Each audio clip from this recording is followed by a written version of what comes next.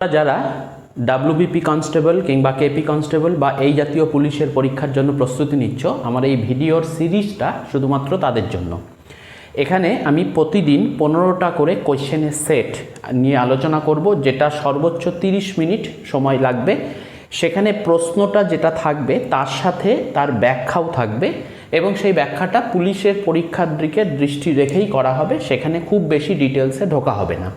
তোমরা যদি এই ভিডিওটা ভালো করে দেখো, তোমরা এটার রেজুলেশন কমিয়ে দিয়ে এবং স্পিড বাড়িয়ে দিয়ে তোমরা যদি এই ভিডিওটাকে প্রতিদিন শুনতে থাকো, তাহলে তোমাদের কাছে একবারে জিকের অনেকগুলো তথ্য গ্যাদার হবে এবং সেটা তোমাদের পরীক্ষার জন্য অনেক ভালো হবে। তো যাই হোক, এখানে আমি শুরু করতে চলেছি 15টা কোশ্চেনের সেট। তোমরা দেখো, তোমাদের যদি ভালো লাগে লাইক কমেন্ট করবে এবং সেটা শেয়ারও করবে। তো যাই হোক, আমার যেটা প্রথম প্রশ্ন আজকে সেটা হচ্ছে, কলকাতাকে আলীনগর নাম কে করেছিলেন? তোমরা দেখো, এই যে কলকাতা, এই কলকাতার নাম আলীনগর, এই আলীনগর নামকরণ কে করেছিলেন? এটা হচ্ছে আমার প্রথম প্রশ্ন। তো এই নামটা করেছিলেন হচ্ছে সিরাজউদ্দৌলা, সিরাজউদ্দৌলা। তো কলকাতার নাম করেছিলেন আলীনগর। কেন করেছিলেন? এই যে আলী কথাটা আছে, এই আলী কথাটা হচ্ছে সিরাজউদ্দৌলার যিনি মাতামহ অর্থাৎ মায়ের বাবা, তার নাম থেকে, আলীবর্দী খাঁর নাম থেকে, আলীবর্দী খাঁর নাম থেকে এই নাম করেছিলেন তিনি আলীনগর। আসলে আলীবর্দী খাঁ যিনি, তার সময়কাল হচ্ছে 1740 থেকে 56, আর সিরাজদৌলার সময়কাল হচ্ছে 1756 থেকে 57। মাত্র 10-11 মাস সিরাজদৌলা সিংহাসনে ছিলেন। এবার এই সিরাজদৌলা সিংহাসনে বসার পর তার পরিবারের মধ্যে দ্বন্দ্ব, রাজসভায় দ্বন্দ্ব এবং ইস্ট ইন্ডিয়া কোম্পানির সাথে দ্বন্দ্ব। তো এই সামগ্রিক পরিস্থিতিতে তিনি বিভিন্ন জায়গায় জেরবার হয়েছিলেন। তো এই রকম মুহূর্তে তিনি প্রথম যেটা করেন সেটা হচ্ছে ব্রিটিশ ইস্ট ইন্ডিয়া কোম্পানির সঙ্গে তিনি যুদ্ধে লিপ্ত হয়ে যান। তো সিরাজের সঙ্গে ব্রিটিশদের যেটা ফাইনাল যুদ্ধ হয়েছিল সেটা তো পলাশির যুদ্ধ, সেটা হচ্ছে পলাশির যুদ্ধ, সেটা হচ্ছে 1757 সালে। কিন্তু এই 1757 সালে পলাশির যুদ্ধ হওয়ার আগে সিরাজ কি করেছিল? কাশিমবাজার আক্রমণ করেছিলেন এবং তারপর তিনি কলকাতা আক্রমণ করেন এবং কলকাতা আক্রমণ করে সেখানে ফোর্ট উইলিয়াম দুর্গ দখল করেন। তো কলকাতার যে ফোর্ট উইলিয়াম দুর্গ, কলকাতার ফোর্ট উইলিয়াম দুর্গ, এটা কিন্তু সিরাজদৌলা আক্রমণ করে দখল করেন এবং সিরাজের ভয়ে ইংরেজ কর্তৃপক্ষ কলকাতায় যারা ছিলেন তারা সেখান থেকে পালিয়ে ফলতাতে চলে যান। তো সিরাজ যে ফোর্ট উইলিয়াম দুর্গ দখল করলেন, এই যে কলকাতা জয়, এটার পর তিনি তার নাম রেখেছিলেন আলীনগর, তার মাতামহ আলীবর্দী খাঁর নাম থেকে। এবার এখানে তোমাদের বেশ কয়েকটা ইম্পর্টেন্ট কোশ্চেন আমি একটু জানিয়ে রাখি। সেটা হচ্ছে, 1 নাম্বার হচ্ছে এই যে ফোর্ট উইলিয়াম দুর্গ, এই ফোর্ট উইলিয়াম দুর্গ কত সালে হয়েছিল? এটা হচ্ছে 1700 সালে এই ফোর্ট উইলিয়াম দুর্গটা হয়েছিল। আর ফোর্ট উইলিয়াম কলেজ, এই ফোর্ট উইলিয়াম কলেজ প্রতিষ্ঠা হয়েছিল 1800 AD-তে, মানে 1800 সালে বা খ্রিস্টাব্দে। এবার এই ফোর্ট উইলিয়াম কলেজ যখন প্রতিষ্ঠা হয় তখন আমাদের বাংলার গভর্নর জেনারেল যিনি ছিলেন তার নাম হচ্ছে লর্ড ওয়েলেসলি।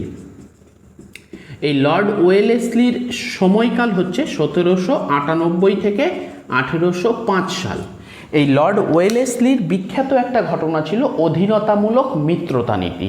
তো তোমরা এটা নিশ্চয়ই জানো যে অধীনতামূলক মিত্রতা নীতি কে চালু করেছিলেন? সেটা হচ্ছে লর্ড ওয়েলেসলি। আর লর্ড ওয়েলেসলির সময়কালে আর একটা বিখ্যাত ঘটনা, সেটা হচ্ছে দ্বিতীয় ইঙ্গো মারাঠা যুদ্ধ। মনে রাখবে, দ্বিতীয় ইঙ্গো মারাঠা যুদ্ধ। আর দ্বিতীয় ইঙ্গো মারাঠা যুদ্ধ হচ্ছে 1803 থেকে 1805। আর এই সময়কালে একটা ঘটনা হয়েছিল 1802 সালে, বেসিনের সন্ধি। খুব পরীক্ষায় আসে এই প্রশ্নটাও ইম্পর্টেন্ট। এই বেসিনের সন্ধি ইংরেজদের সঙ্গে মারাঠাদের হয়েছিল, আর ইংরেজদের মধ্যে লর্ড ওয়েলেসলি তখন ছিলেন বাংলার গভর্নর জেনারেল। তো যাই হোক, তো আমাদের এইটা একটা অ্যাডিশনাল ইনফরমেশন থাকলো। তো সিরাজদৌল্লা এই যে আলীবর্দী খাঁর সময় মানে আলীবর্দী খাঁর দৌহিত্র অর্থাৎ দুহিতা মানে কন্যা, তার পুত্র সিরাজদৌল্লা পলাশির যুদ্ধ 1757, কিন্তু তার আগে পলাশির যুদ্ধে তো সিরাজদৌল্লা পরাজিত হয়েছিল, কিন্তু তার আগে হচ্ছে কাশিমবাজার লুট করেছিল এবং কলকাতা ফোর্ট উইলিয়াম দুর্গ দখল করেছিল। এই কলকাতা ফোর্ট উইলিয়াম দুর্গ দখল করার পরই তিনি কলকাতার নাম রেখেছিলেন আলীনগর। তো যাই হোক, এই যে আলীবর্দী খাঁর যে সময়কাল 1740 থেকে 56, এখানে একটা গুরুত্বপূর্ণ ঘটনা রয়েছে, সেটা হচ্ছে এই সময় কিন্তু বাংলায় বর্গী আক্রমণ হয়। বাংলাতে এই সময় বর্গী আক্রমণ হয়েছিল, আর এই বর্গী আক্রমণের যিনি নেতৃত্ব দিয়েছিলেন তার নাম হচ্ছে রঘুজি ভোসলে। তার নাম হচ্ছে রঘুজি ভোসলে। মনে রাখবে, মারাঠাদের একটা পেশোয়া বলে একটা পদ ছিল। পেশোয়া কথার অর্থ হচ্ছে প্রধানমন্ত্রী, কিন্তু পরবর্তীকালে পেশোয়াই হয়ে যায় মারাঠাদের সর্বেসর্বা। আর এই পেশোয়াকে সমর্থন করত মারাঠাদের 4টে শক্তি, তার মধ্যে একটা ভোসলে, একটা গায়কোয়াড়, একটা সিন্ধিয়া, একটা হোলকার। তো সেই যে ভোসলে কমিউনিটি, তাদের মধ্যে রঘুজি ভোসলের নেতৃত্বে বাংলায় বর্গী আক্রমণ হয়েছিল। আর বর্গী এবং শিলাদার, এটা হচ্ছে মারাঠা সেনাবাহিনীর দুটো অংশ। এই বর্গী এবং শিলাদার, এদের নিয়েই মারাঠারা বিভিন্ন জয় করেছে এবং যুদ্ধ জয় করেছে, তাদের সেনাবাহিনীর দুটো অংশ। তো যাই হোক, সেই বর্গী আক্রমণ আমাদের বাংলায় হয়েছিল। এখান থেকে দুটো প্রশ্ন আসে, একটা হচ্ছে কার সময় বাংলায় বর্গী আক্রমণ হয়, সেটা হবে আলীবর্দী খাঁর সময়। আর একটা কোশ্চেন হচ্ছে যে বর্গী আক্রমণে কার নেতৃত্বে হয়েছিল, সেটা হচ্ছে রঘুজি ভোসলে। আর এছাড়াও এখানে আমাদের আর একটা জিনিস মনে রাখবে, সিরাজউদ্দৌলা যখন 1757-তে হেরে গেল, তখন আমাদের বাংলার নবাব কে হন? তখন আমাদের বাংলার নবাব হন হচ্ছে মীর জাফর। এই মীর জাফরের শত্রুতার কারণেই কিন্তু সিরাজউদ্দৌলা পরাজিত হয়েছিল। তো মীর জাফর 1757 থেকে 60 পর্যন্ত বাংলার নবাব ছিলেন। এবং এই সময়কালের মধ্যে আর একটা বিখ্যাত ঘটনা হয়, যেটা পরীক্ষায় আসে, সেটা হচ্ছে এই মীর জাফর প্রথমে ইংরেজদেরকে সন্তুষ্ট করে বাংলার নবাব হয়েছিলেন, কিন্তু তারপরে মীর জাফর ইংরেজদের প্রতি বীতশ্রদ্ধ হয়ে যায় এবং তখন তিনি ওলন্দাজদের সঙ্গে সম্পর্ক স্থাপন করেন, যার ফলে ওলন্দাজদেরকে আক্রমণ করে হচ্ছে ব্রিটিশ।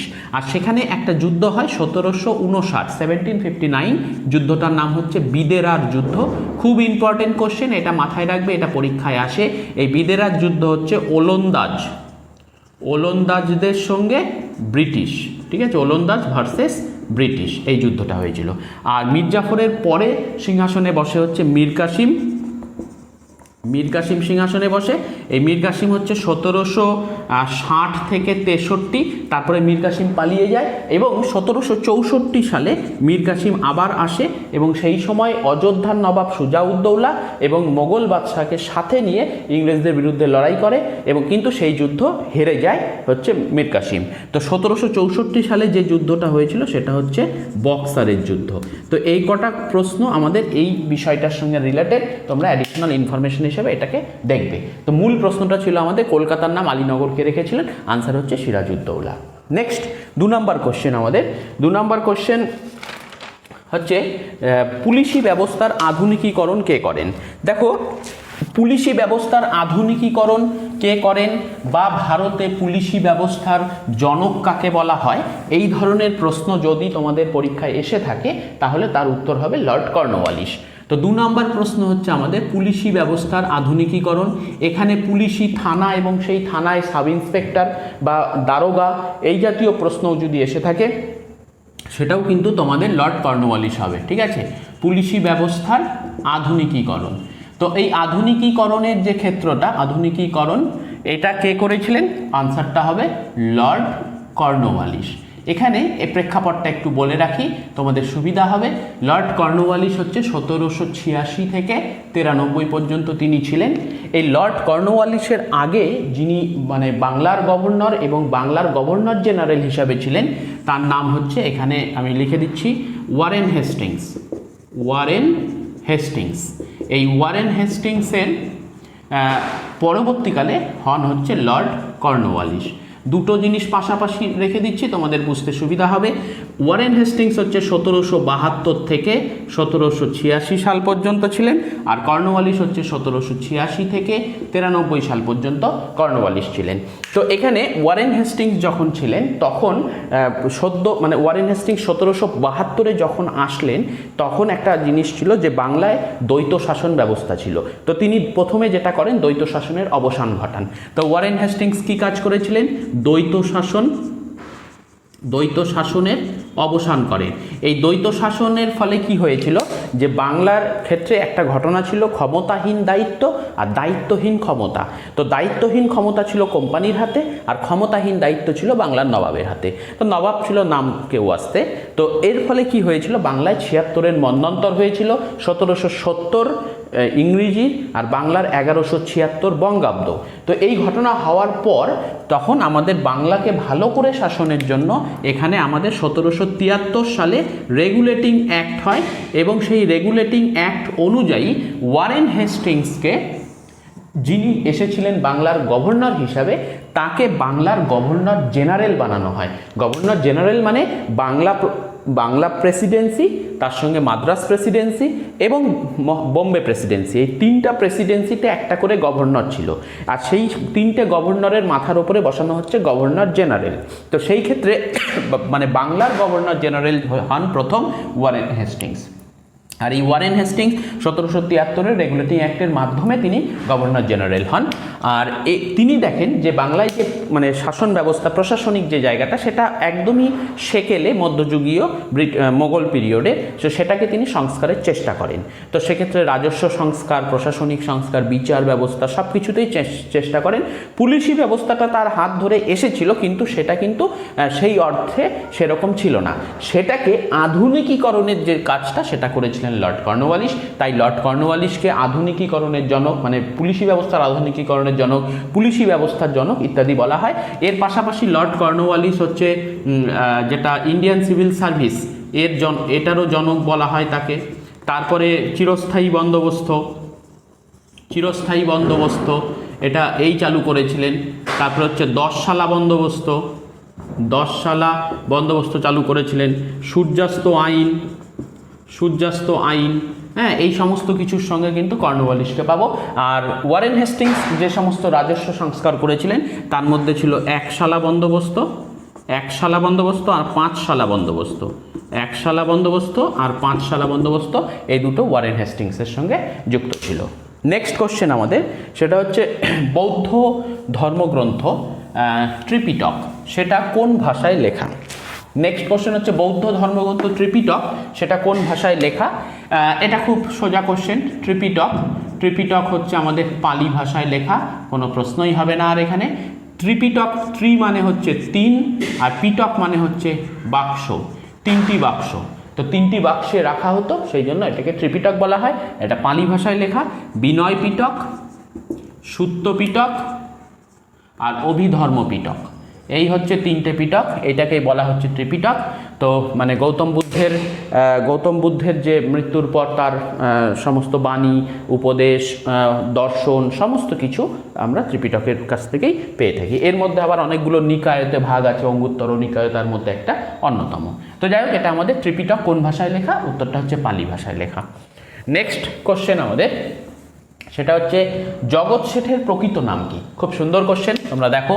জগৎ শেঠ আমরা সিরাজদৌলার সময় পাবো, একটা কুখ্যাত চরিত্র আর কি। এর প্রকৃত নাম হচ্ছে মানিক চাঁদ। তো এই যে লোকটা, ইনি অ্যাকচুয়ালি মানে এরা বংশ পরম্পরায় সুদের ব্যবসা করতেন এবং প্রচুর সম্পদের এরা মালিক ছিল। মানে বলতে গেলে রাজার থেকেও বেশি সম্পদ এদের কাছে ছিল। এরা কিন্তু বংশগতভাবে রাজস্থানের লোক ছিলেন। আর এদের ষড়যন্ত্রেই কিন্তু বাংলায় রাজা হতো এবং রাজাকে সরানো হতো। তো ব্রিটিশরা এদেরকে খুব ভালো মতো চিনতে পেরেছিলেন এবং কোম্পানি এই মানিক চাঁদকে জগৎ শেঠ উপাধি দিয়েছিল। নেক্সট হচ্ছে একটা বই যেটা আমাদের অ্যানশিয়েন্ট হিস্ট্রির জন্য খুব গুরুত্বপূর্ণ। সেই বইগুলো আমাদের কিছু নাম আমাদের জানতে হবে। তার মধ্যে একটা বই হচ্ছে মুদ্রা রাক্ষস। এটা কার লেখা? দেখো, মুদ্রা রাক্ষস, তারপরে তোমরা পাবে এটা হচ্ছে বিশাখ দত্ত। বিশাখ দত্তর লেখা হচ্ছে মুদ্রা রাক্ষস। তারপরে হচ্ছে মৃচ্ছকটিক, এই বইটার লেখক হচ্ছে শূদ্রক। তারপরে হচ্ছে তোমার মুদ্রা রাক্ষস, মৃচ্ছকটিক। তারপরে হচ্ছে অর্থশাস্ত্র, এটা কৌটিল্য বা চাণক্য বা বিষ্ণুগুপ্ত, একই নাম। আচ্ছা, তারপরে তোমরা পাবে হচ্ছে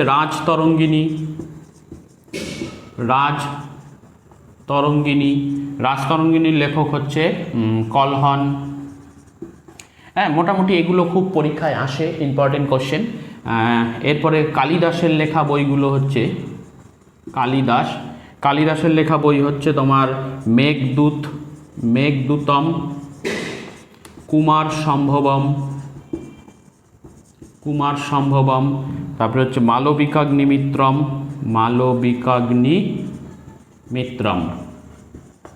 তো অভিজ্ঞান শকুন্তলম আর একটা বই আছে। তো এগুলো হচ্ছে কালিদাসের লেখা বই। এগুলো কিন্তু আমাদের প্রাচীন ভারতের ইতিহাসের অত্যন্ত গুরুত্বপূর্ণ বই এবং এগুলো কিন্তু আমাদের খুব ইম্পর্টেন্ট টপিক, এটা মাথায় রাখতে হবে। নেক্সট কোশ্চেন আমাদের, ভারতের কোন রাজ্যে বনভূমির শতকরা পরিমাণ সবচেয়ে বেশি? আয়তনে সবচেয়ে বেশি হচ্ছে মধ্যপ্রদেশ। আর শতকরা যদি বলে তাহলে উত্তর হবে মিজোরাম। এই হচ্ছে আমাদের বনভূমির পরিমাণের প্রশ্ন। তো এবার এখান থেকে আমরা মধ্যপ্রদেশ যেটা রয়েছে, এখানে কয়েকটা ন্যাশনাল পার্ক রয়েছে। সবচেয়ে বেশি ন্যাশনাল পার্ক ভারতবর্ষে মধ্যপ্রদেশেই আছে। তো মধ্যপ্রদেশের ন্যাশনাল পার্ক, তার মধ্যে গুরুত্বপূর্ণ হচ্ছে পেঞ্চ ন্যাশনাল পার্ক, তারপরে হচ্ছে মাধব, তারপরে হচ্ছে বান্ধবগড় ন্যাশনাল পার্ক, তারপরে হচ্ছে সঞ্জয় ন্যাশনাল পার্ক। তারপরে ধরো আর মিজোরামের ক্ষেত্রে ন্যাশনাল পার্ক হচ্ছে এক নাম্বার হচ্ছে তোমার মুরলেম ন্যাশনাল পার্ক, আর 2 নাম্বার হচ্ছে তোমার ফাউনপুই ব্লু মাউন্টেন। তো এগুলো কিন্তু ইম্পর্টেন্ট ন্যাশনাল পার্ক, খুব আসে পরীক্ষাতে। তো মিজোরামে 2টো আর মধ্যপ্রদেশে অনেকগুলো আছে, এখানে আমি 4টে নাম লিখলাম। তো এগুলো হচ্ছে বিশেষ, কিন্তু মূল প্রশ্ন ছিল আমাদের বনভূমির পরিমাণ। আয়তনের দিক থেকে বললে সেটা মধ্যপ্রদেশ, আর শতকরার দিক থেকে বললে সেটা হবে হচ্ছে মিজোরাম। নেক্সট কোশ্চেন আমাদের, যে ভারতের দীর্ঘতম জাতীয় সড়ক কোনটা? দেখো, ভারতের দীর্ঘতম জাতীয় সড়ক, এটা আগে যেটা ছিল এখন চেঞ্জ হয়েছে। সড়কটা একই আছে, শুধু সড়কের নামটা চেঞ্জ হয়েছে। তো দীর্ঘতম জাতীয় সড়ক, দীর্ঘতম ন্যাশনাল হাইওয়ে ভারতে, সেটা হচ্ছে NH7 আগে ছিল, এখন NH44। দুটোই কিন্তু সেম, কিন্তু এটা হচ্ছে আগে আর এটা হচ্ছে বর্তমান। তো এটা মাথায় রাখতে হবে আমাদের। দীর্ঘতম NH কিন্তু আমাদের এটা ন্যাশনাল হাইওয়ে 44। তাহলে ক্ষুদ্রতম কোনটা হবে? সবচেয়ে কম দূরত্বের ক্ষুদ্রতম হচ্ছে আমাদের পশ্চিমবঙ্গেই আছে, এবং সেটা উত্তরবঙ্গে শিলিগুড়িতে থেকে নেপাল সীমান্ত। সেটা হচ্ছে তোমার NH327B। এটা হচ্ছে পানি ট্যাঙ্কি থেকে মেচি ব্রিজ পর্যন্ত, এটা হচ্ছে সবচেয়ে ক্ষুদ্রতম। আচ্ছা, এখানে আমাদের যে NH44 যেটা, এটা কোথা থেকে কোথায়? NH44 হচ্ছে আমাদের শ্রীনগর থেকে আমাদের হচ্ছে কন্যাকুমারী, শ্রীনগর থেকে আমাদের কন্যাকুমারী পর্যন্ত, সেটা হচ্ছে আমাদের ন্যাশনাল হাইওয়ে 44। এবার কন্যাকুমারী আমাদের বিখ্যাত কী জন্য? কন্যাকুমারী হচ্ছে ভারতের মূল ভূখণ্ডের দক্ষিণতম বিন্দু। মানে এখান থেকে আমাদের পরীক্ষায় কোশ্চেন আসে। এটা যদি আমার ভারতের হয়, এটা আমার নর্থ, এটা সাউথ, এটা ইস্ট, আর এটা ওয়েস্ট। ভারতের উত্তরের একদম উত্তরতম বিন্দু কোনটা? এটা হচ্ছে ইন্দিরা কল। দক্ষিণে হচ্ছে আমার কন্যাকুমারী। পূর্বে হচ্ছে কিবুথু, আর পশ্চিমে হচ্ছে আমাদের গুহার মোটা। ঠিক আছে। গুহারমোটা কোথায় অবস্থিত? গুজরাটে। ইন্দিরা কল কোথায় অবস্থিত? লাদাখে। কিবুথু কোথায় অবস্থিত? অরুণাচল প্রদেশ। কন্যাকুমারী কোথায়? তামিলনাড়ু। এবার প্রশ্ন হচ্ছে ভারতের মূল ভূখণ্ডের দক্ষিণতম বিন্দু হচ্ছে কন্যাকুমারী, কিন্তু প্রশ্ন যদি দেয় ভারতের দক্ষিণতম বিন্দু, তাহলে কিন্তু কন্যাকুমারীর থেকেও নিচে যেটা আছে আমাদের নিকোবর আইল্যান্ডের একদম শেষ বিন্দু, সেটার নাম হচ্ছে ইন্দিরা পয়েন্ট। ওটার নাম হচ্ছে ইন্দিরা পয়েন্ট, যেটার আগের নাম ছিল পিগমালিয়ান পয়েন্ট। পিগমালিয়ান পয়েন্ট, পিগমালিয়ান পয়েন্ট, পিগমালিয়ান পয়েন্ট ছিল তার আগের নাম। তো এই হচ্ছে আমাদের অ্যাডিশনাল ইনফরমেশন। নেক্সট কোশ্চেন আমাদের তেহরি বাঁধ। আচ্ছা দেখো, প্রশ্নটা ছিল তেহরি বাঁধ কোন নদীর ওপর অবস্থিত। তো আমাদের ড্যাম সংক্রান্ত কোশ্চেন পরীক্ষায় আসে। তো তেহরি বাঁধ এটা হচ্ছে আমাদের নদীর নাম হচ্ছে ভাগীরথী। নদীর নাম কি? ভাগীরথী। আর রাজ্য হচ্ছে উত্তরাখণ্ড। ঠিক আছে, এটা খুব ইম্পর্টেন্ট, মনে রাখবে। নেক্সট আমাদের ইম্পর্টেন্ট, আচ্ছা এটা কিন্তু আরেকটা জিনিস মনে রাখবে, তেহরি হচ্ছে উচ্চতম, ভারতের উচ্চতম বাঁধ, সবচেয়ে উঁচুতে অবস্থিত বাঁধ। আচ্ছা তারপরে আমাদের ভাকরা নাঙ্গাল বাঁধ, যেটা এটা দেখো দুটো বাঁধ, একটা ভাকরা একটা নাঙ্গাল, একটা পাঞ্জাবে অবস্থিত, একটা হিমাচলে অবস্থিত। ভাকরা নাঙ্গাল হচ্ছে নদীর নাম হচ্ছে শতদ্রু, নদীর নাম শতদ্রু, আর রাজ্য হচ্ছে হিমাচল প্রদেশ আর পাঞ্জাব। আচ্ছা, ভাকরা হচ্ছে আমাদের highest gravity dam. Highest gravity dam মানে এটা মানে আমাদের যে ড্যামগুলো বাঁধগুলো হয় তার কতগুলো ক্যাটেগরি থাকে, কংক্রিট, গ্র্যাভিটি এরকম থাকে। তো হাইয়েস্ট গ্র্যাভিটি, সবচেয়ে উঁচুতে অবস্থিত গ্র্যাভিটি ড্যাম হচ্ছে আমাদের ভাকরা নাঙ্গাল। আর তারপরে এখান থেকে আমাদের আরেকটা কোয়েশ্চেন হয়, খুব পরীক্ষায় আসে, সেটা হচ্ছে নাগার্জুন সাগর। নাগার্জুন সাগর বাঁধ কোথায় অবস্থিত? এটা কৃষ্ণা নদীর ওপরে। এটা না অন্ধ্রপ্রদেশ আর তেলেঙ্গানা বর্ডারে, অন্ধ্রপ্রদেশ তেলেঙ্গানা বর্ডারে এটা অবস্থিত। নাগার্জুন সাগর মূলত দেয় কোন নদীর ওপরে? সেটা হচ্ছে কৃষ্ণা নদীর ওপরে। এর বাইরে হচ্ছে আমাদের দীর্ঘতম যেটা, সেটা হচ্ছে হীরাকুদ বাঁধ। এটা হচ্ছে আমাদের দীর্ঘতম বাঁধ হীরাকুদ। এটা হচ্ছে মহানদীর ওপরে, এটা হচ্ছে উড়িষ্যাতে মহানদীর ওপরে এটা অবস্থিত। আরেকটা কোশ্চেন তোমরা এখানে মনে রাখবে, সেটা হচ্ছে সবচেয়ে বড় জলাধার, কারণ বাঁধ দেওয়া হয় তো বাঁধের পেছনে জলাধার তৈরি করা হয় এবং সেখানে জলকে আটকে রাখা হয়। তো সেক্ষেত্রে সবচেয়ে বড় জলাধার যেটা, সেটা হচ্ছে আমাদের গোবিন্দ বল্লভ পন্থ। এটা কিন্তু বাঁধের নাম না, এটা জলাধার। মানে ওয়াটার ট্যাঙ্ক, ওয়াটার রিজার্ভয়ার। নদীর নাম হচ্ছে রিহান্দ। এখানে যে বাঁধ আছে বাঁধটার নামও রিহান্দ, আর এটা হচ্ছে আমাদের উত্তরপ্রদেশে অবস্থিত। তো এগুলো আমাদের ইম্পর্টেন্ট। এর বাইরে আরও প্রচুর ইম্পর্টেন্ট ড্যাম আছে, আমরা অন্য কোশ্চেনে সেগুলো আলোচনা করব। তো এই হচ্ছে আমাদের তেহরি চেয়েছিল, সেটা হচ্ছে ভাগীরথী নদীর ওপরে। নেক্সট হচ্ছে আমাদের একটা ওয়ার্ল্ড জিওগ্রাফি থেকে একটা কোশ্চেন, সেখানে বলছে পম্পাস তৃণভূমি। তো পম্পাস তৃণভূমি, এখানে আমরা দুটো তৃণভূমি নিয়ে পড়ব, একটা হচ্ছে পম্পাস, একটা হচ্ছে প্রেইরি। তো পম্পাস তৃণভূমি যেটা, সেটা হচ্ছে দক্ষিণ আমেরিকাতে অবস্থিত। পম্পাস তৃণভূমি হচ্ছে দক্ষিণ আমেরিকা, প্রেইরি হচ্ছে আমাদের উত্তর আমেরিকা। ওকে, একটা দক্ষিণ আমেরিকা আর একটা উত্তর আমেরিকা। পম্পাস দক্ষিণ আমেরিকার তিনটে দেশে আছে, একটা হচ্ছে আর্জেন্টিনা, একটা হচ্ছে ব্রাজিল, আর একটা হচ্ছে আমাদের উরুগুয়ে। আর্জেন্টিনা, ব্রাজিল এবং উরুগুয়ে। আর উত্তর আমেরিকাতে প্রেইরি দুটো দেশে আছে, এটা কানাডা, এটা ইউএসএতে অল্প, কানাডাতেই ম্যাক্সিমামটা। আর্জেন্টিনা যে আছে এর রাজধানীর নাম হচ্ছে বুয়েনার্স এয়ার্স বা আয়ার্স, যেখানে যা খুশি লেখা থাকে। আর ব্রাজিলের রাজধানী হচ্ছে ব্রাসিলিয়া, আর উরুগুয়ের হচ্ছে মন্টেভিডিও। আর কানাডার রাজধানীর নাম হচ্ছে অটোয়া। ইউএস তো ওয়াশিংটন ডিসি হচ্ছে ডিস্ট্রিক্ট অফ কলম্বিয়া।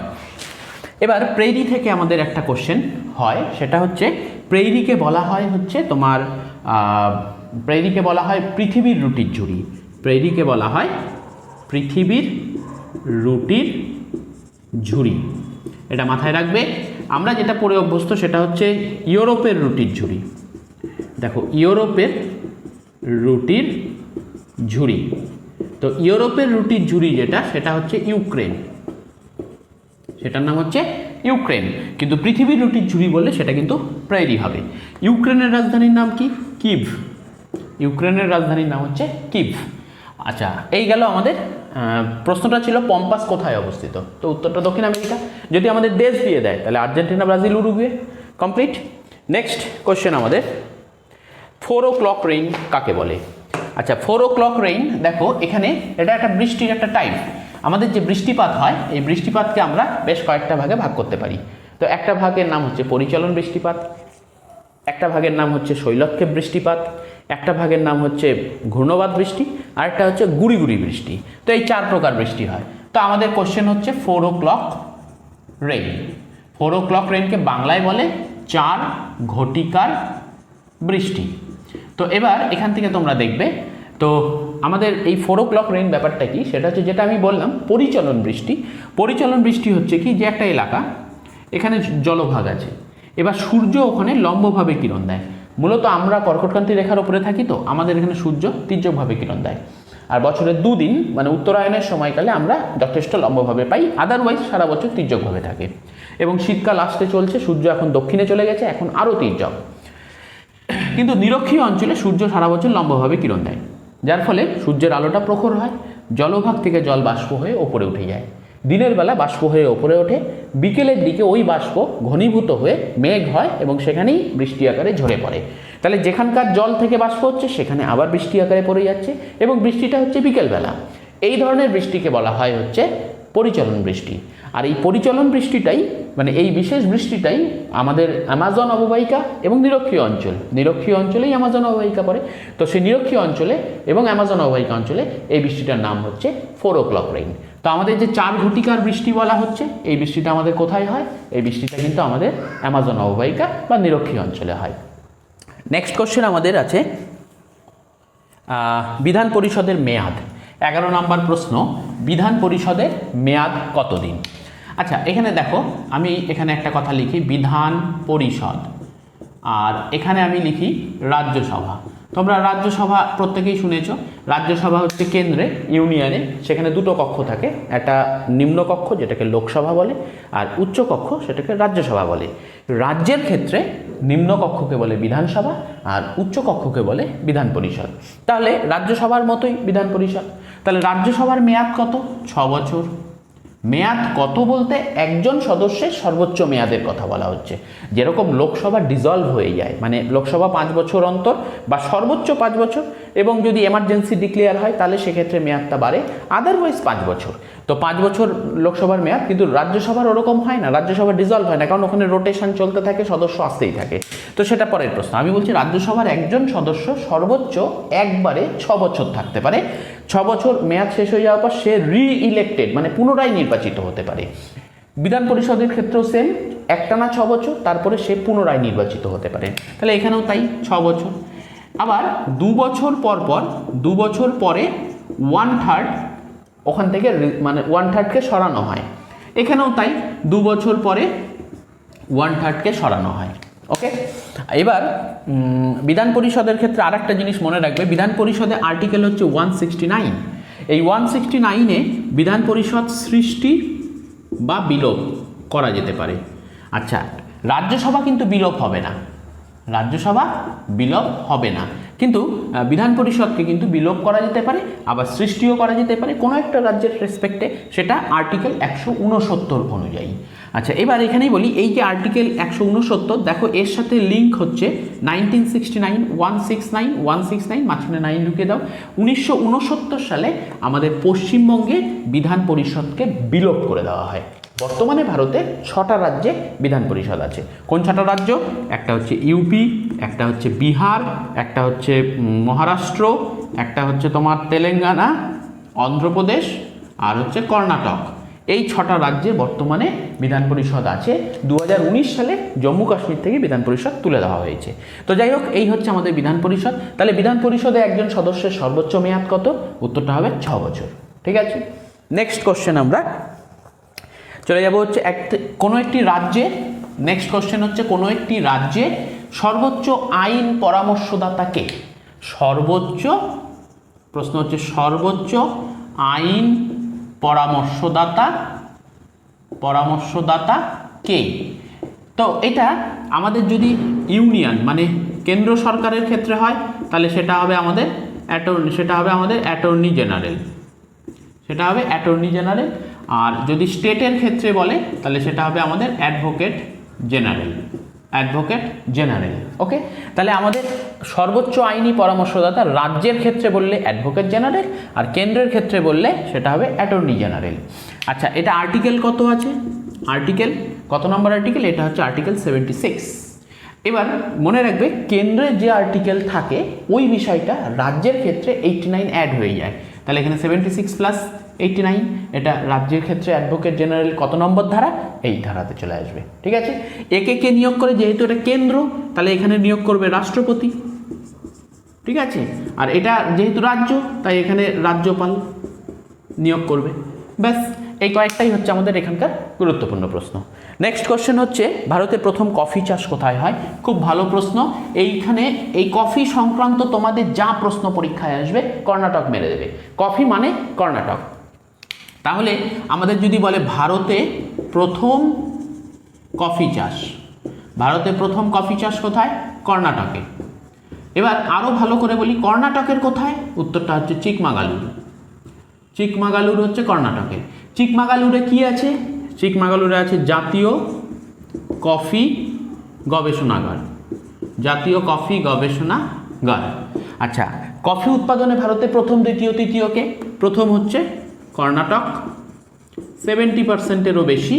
তারপরে চলে আসবে হচ্ছে কেরালাতে 20%-এরও বেশি। তারপরে আসবে তামিলনাড়ু।